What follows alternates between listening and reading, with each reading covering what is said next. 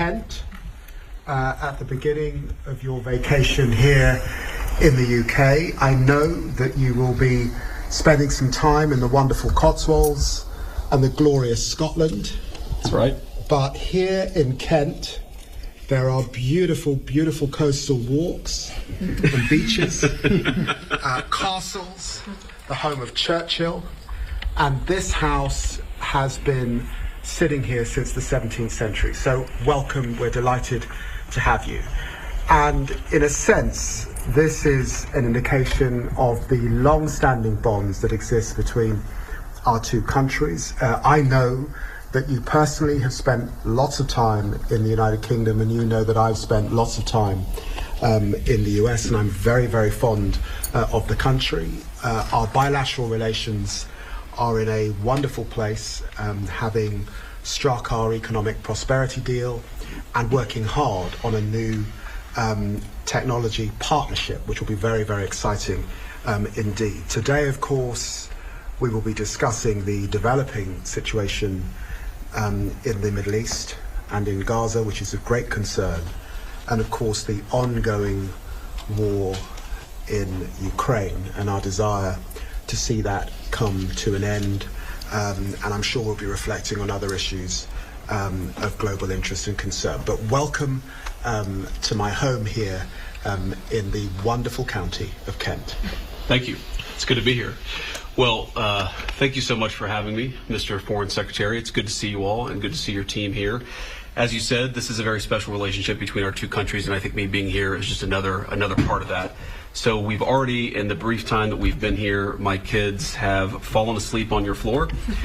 We've gone fishing in the lake outside, and unfortunately, the one strain on the special relationship is that all of my kids caught a fish, but the Foreign Secretary did not. I'm sorry.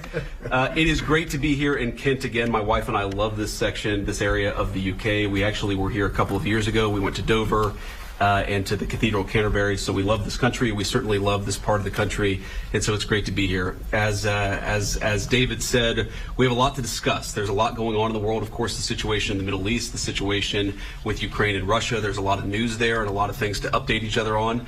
I believe that we're going to talk about our economic partnerships, both in technology, but also the broader shared economic relationship that we have, and we're so thrilled about that.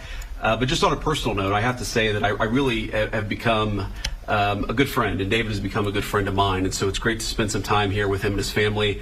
On the trip over here, my 3-year-old daughter in particular kept on asking if she was going to get to hang out with Maya. The answer, happily, was yes, and you've been very, very gracious host to me and the whole family, so we're very grateful to that. And to the people of England, I really love this country, and in particular, having never been to this beautiful house before and seen the surrounding area, I just say that the people who built it, the people who sustained it, I think really love the human spirit, and being here lifts up the human spirit. And so I feel, from one vice president to the people of England, thank you for having such a beautiful place for foreigners like me to come and talk about the issues of the day, because we really appreciate it, and we're really thrilled to be here. So to David and your team, thank you so very much. Thank you. Absolutely. Thank you. Yep. Did you catch a fish, sir? I caught a few, actually. Yeah, I don't want to brag, but we did okay. Can you speak to how you became such good friends?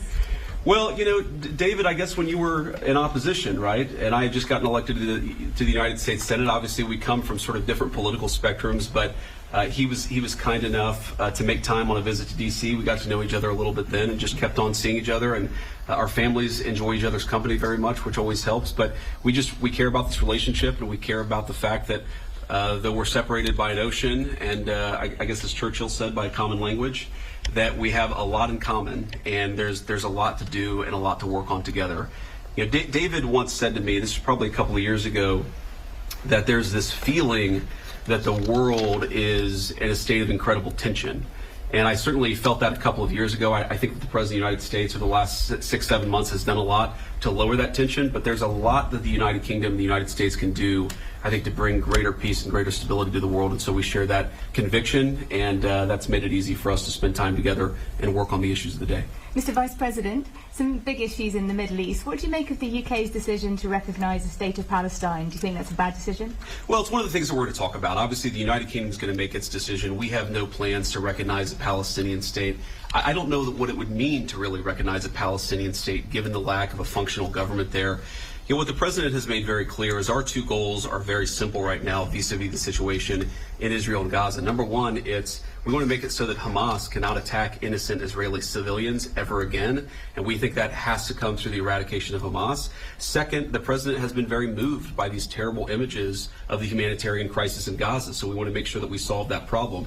I think all of us can work on how to solve that problem. Obviously, it's not an easy problem to solve, or it would have already been dealt with, but we share, I think, that focus and that goal. We may have some disagreements about how exactly to accomplish that goal, and we'll talk about that today. Mr. Vice President, what do you make of President Trump's comments last week about you the likely front runner in the 2020 elections? I don't want to talk about lowly things like politics in this grand house. Come on. Look, I think my view on the politics of 2028 is I'm not really focused even on the election in 2026, much less 2 years after that. And if we do a good job for the American people, the politics will take care of itself. So I'm going to try to do a good job for the American people, just as David's trying to do a good job for the people of the UK. Mr. Vice President, was the president given a heads up about Israel's intention to occupy Gaza City?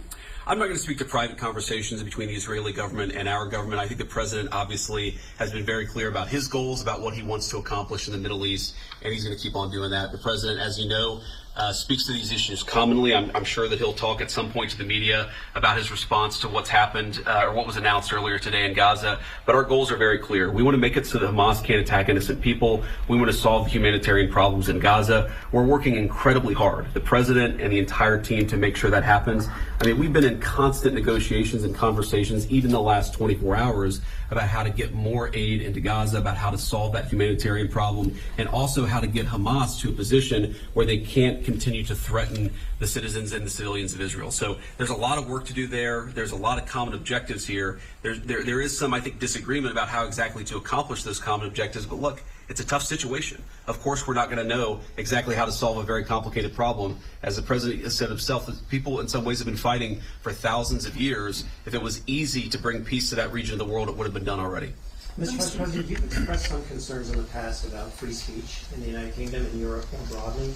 Do you bring any kind of a message to the Foreign Secretary today on that subject? Well, I'd say I've raised concerns about free speech in the United States of America. I think the entire collective West, the transatlantic relationship, our NATO allies, certainly the United States under the Biden administration, got a little too comfortable with censoring rather than engaging with a diverse array of opinions. So that's been my view. Obviously, I've raised some criticism and concerns about our friends on this side of the Atlantic. But the thing that I'd say to the people of England or to anybody else, to David, is many of the things that I worry most about were happening in the United States from 2020 to 2024. I just don't want other countries to follow us down what I think was a very dark path under the Biden administration. So in the spirit of having a good conversation, and recognizing the secretary has a lot of things to do, unless you want to say anything else. Okay. Thank you all so much. Good to see you all. Thank you. Can I just ask just one more question? Just one to the Foreign Secretary. If it's the Foreign Secretary, yes. I'm done answering questions. Foreign Secretary, the UK has taken a different tact on the situation in Palestine and the United States. Do you feel that your friendship with the Vice President might help, have a discussion about ceasefire in Gaza? You know, Prime Minister Starmer is either meeting or discussing these issues with President Trump on a weekly basis, and I am doing the same with Secretary of State Rubio or Vice President Vance. And the truth is, what we all want to see is a ceasefire. What we all want to see are the hostages come out.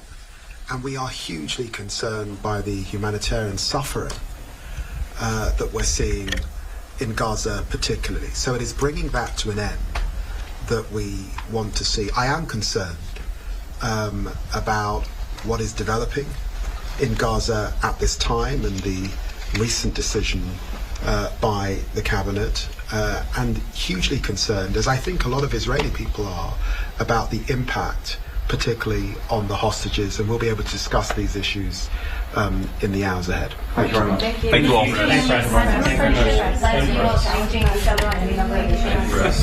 you learned anything from each other? We learn a lot. Absolutely. I learned a lot from him. We enjoy the cut and thrust of politics. The cut and thrust of politics is what excites me.